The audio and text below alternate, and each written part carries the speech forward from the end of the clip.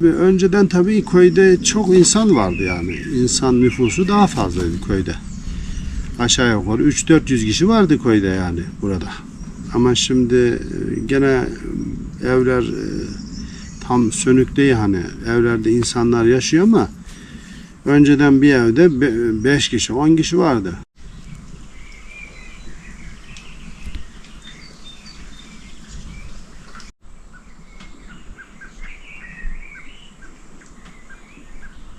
Şimdi 2 kişi var yani.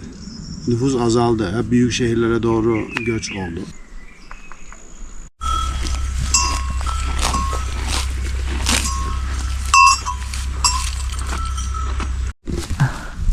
Bak bu erken. Bu da benim dikmem buraya. Hadi buyurun. Hadi yıkamak lazım. Ya. Şuruplukta biraz arılarım hafif zarar gördü, öldü. Bir ilaç verdim. Belki o ilaç da şey yaptı, arının dengesini bozdu. Biraz arı bir sendeleme yaşadı. Biraz da soğuk oldu bir sıcaktan sonra. Arı çok iyi, yani iyiydi. Başlangıçta çok iyi gidiyordu ama arı bir darbe yedi bir yerden ama ya benim hatalarımdan ya da iklim olayları. Yani eğer arı peteği tamamen mühürlediyse artık götüreceği bir hani onu ağzını kapatıyor, o deliklerin ağzını kapatıyor, ona mühre diyoruz biz. Onu güzelce şey yaptıysa, kapattıysa artık o arının o bala yapacağı bir şey yok. O bal alınabilir. Ama genelde biz balı Temmuz sonuna doğru, Temmuz'un 20'sinden sonra alıyoruz. Bunların olmaması lazım. Şunlar olmayacak yani. Bunlar hastalık yani. Buraya geliyor bu kurt, tamam mı? Bunu içine larvasını bırakıyor. Ondan sonra bu larva kestanenin şekerini yiyor. Bunu şey yapıyor işte. O hale getiriyor baksana. Kurt var bak, görüyor musun? Bak şurada kurt var. Yeni larva bırakmış, görüyor musun? Bak. Bıraktığı larvalar bunlar. Kal arısının bıraktığı larvalar bunlar diye düşünüyorum. Yani bildiğimize göre. Temmuz'un 20'sinden sonra artık bal akımı mevsimi, Temmuz ayının 7'sinden sonra burada bal akımı olmaz genelde. Olur da arı artık çok az getirir. Yani şimdi 2-3 kilo götürüyorsa günde kovana, o zaman belki de 250 gram, 300 gram götürür yani. Belki de onda 1'e düşer getireceği bal oranı. Sadece kendisine yeter. Belki kendisine de yetmez. Takviye şurup vermeniz lazım. O popülasyondaki bir arıya. Çünkü o şeyde Haziran'dan sonra, Haziran'ın sonuna doğru artık arı popülasyonu artık zirvededir hani. Sonra artık şey yapar, eğer beslemezseniz arı kendini şey yapar, besine göre ayarlamaya çalışır ve aşılardan başlayarak öldürür arıları. Öldürür, yok eder. Zaten onlar da intihar ederler. Niye? Çünkü şeye göre, kovandaki bala göre kendini şey yapar, ayarlar. Arı çok iyi ayarlanmış, iyi programlanmış bir, bütün canlılar öyle de arı işini çok iyi bilen bir yaratık. Her şeyi düşünüyor yani. Şimdi ben bunu tespit ettim hani. Bunu bir yerden okumadım. Arı kendini ayarlıyor besine göre. Balını aldığın zaman hemen o gece şurup vermen lazım.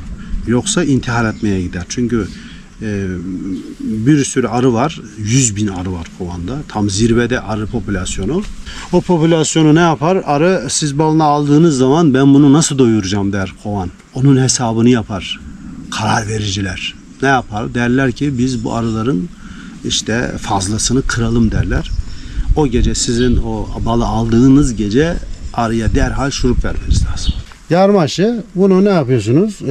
Yarıyorsunuz şuradan kesip bir şeyle, bir yaracak bir şeyle bunu yarıyorsunuz. Sonra kalemleri sivriltip kalemleri düzgün bir şekilde yonup şu aralığı aşağı sokuyorsunuz ve çevresini hava almayacak şekilde kapatıyorsunuz. Yükseklerde var erik.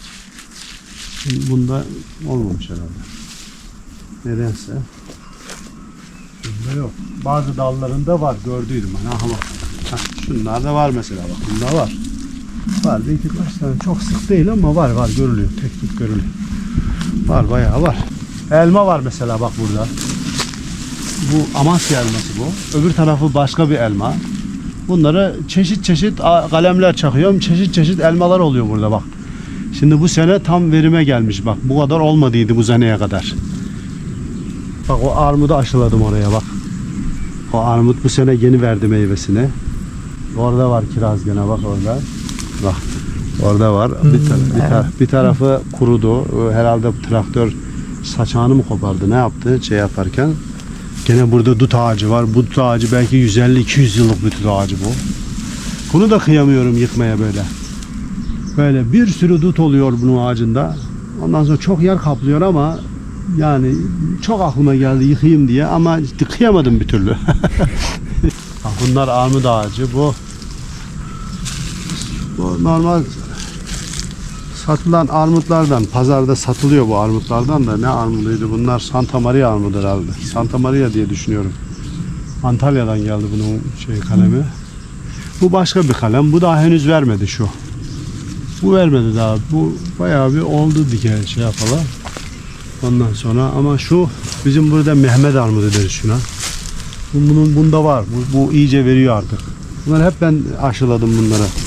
Şu çok erken bir armut. Yani bunu bir hafta 2 hafta sonra olur bu armut. Şu erken bir armut çeşidi. Gene orada var bak. Orada da var. Bugün bayağı karıştırdım da onun için çok kızgınlardı ben aldım başındayken. Bak burada da var bir şey. Burada da var. Bunların her biri ayrı bir armut şeyi. Çeşidi ayrı onların. Hep böyle kafama göre farklı farklı kalemler şey yaptım. Bu fazla olmadıydı. Bak bu sene iyi meyve vermiş. Bu çok erken çiçek açıyor. Hiç meyve alamıyorum diye çeşitli olsun dedim. Ötekilerden de olsun. Bir sürü çeşitlendirdik bakalım. İnşallah Allah yemeği de nasip eder. Amin. Yani siz bir şeyler yaptığınız zaman Cenab-ı Allah size ne yapıyor? Bir karşılığını veriyor yani. Evet, Siz bir şekilde bak. Yani görevini yapmış yani. Biz buna emek ettik. O da görevini yapmış. Aşağılarda da var aşılarım şeyler. Aşağıda da var. Oraya da ekin falan ektim. Fasulye ektim. Mısır ektim o aşağıya. Orada da var ağaçlarım. Fındık ağaçları var. Efendim ceviz ağaçları var. Bir şeyler yapmaya çalışıyorum ama bizden sonra buralara gelen olur mu? Onu da düşünüyorum yani. Çünkü benim çocuklar köyde yetişmelerine rağmen çok merak etmiyorlar köye. Yani oradaki şehir hayatı daha cazip geliyor nedense. İnternet yok diyorlar. Bilmem ne diyorlar burada. Aslında cep telefonlarında da internet var aslında. 30 yaşımdayken ben yorulmak nedir bilmezdim. Şimdi 52 yaşındayım. 52 yaşımı geçtim. Ama 40 yaşını geçince biraz daha insanın çalışma gücü, hayalleri, ondan sonra hedefleri biraz daha küçülüyor yani. 30 yaşımdayken hayallerim daha büyüktü. Şimdi biraz daha yavaş yavaş küçülüyor artık.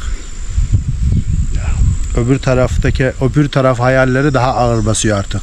Hazırlık yapmayı artık daha ön plan alıyoruz. O zaman da öyleydik de hazırlık yapalım diyorduk da artık tabii ahirete hazırlık olayı biraz daha ön plana doğru geldi diye düşünüyorum. Buraya salatalık ektim. Bak çıkmış bak. Şu çıkmış mesela. Bak yeni çıkmış. Şurada var. Orada. Yani bunlar hep çıkıyor. Bak oralarda çıkmışlar bak. Görüyor musun bunlar? Şurada çıkmış. Artık bunlar çıkacaklar hani. Bu önümüzdeki hafta artık çıkacak olan. Bundan önceden de çok ektim buraya inşaada. Soğukta olmadı. Soğukta çıkmadı. Bu biberleri falan biz 2. sefer diktik bu sene. Bu biberler de bak akşam suladım bunları. Yine sulayacağım akşam. Öyle gideceğim aşağıya ayınca. Oraya aşağı domatesler falan diktim. İşte böyle bir şeyler üretmeye çalışıyoruz işte. Ya biraz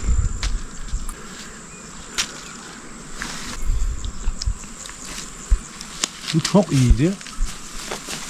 Bunlar kurudu bak. Herhalde traktör bunun geçerken bir tane şeyini kopardı. O da ne yaptı? O da bir tarafına demek ki o damar oraya kadar gidiyor. Onu şey yaptı. Zedeledi demek ki. Şimdi bir şeyden ürün alabilmek için aşağı yukarı bu fındıktan mesela ürün alabilmek için bir 7-8 yıl geçmesi gerekiyor. tamam belki 3-4 senede verenler de var ama şöyle bir ürün esensizi doyurması için 7-8 sene geçmesi gerekiyor. Bak şu kirazları ben dikeli aşağı yukarı 15-20 sene oldu. Ancak bana evvelki sene gözümü kiraza doyurdu yani. Çok kiraz oldu o sene. Ya hakikaten yani çok istifade ettik hani.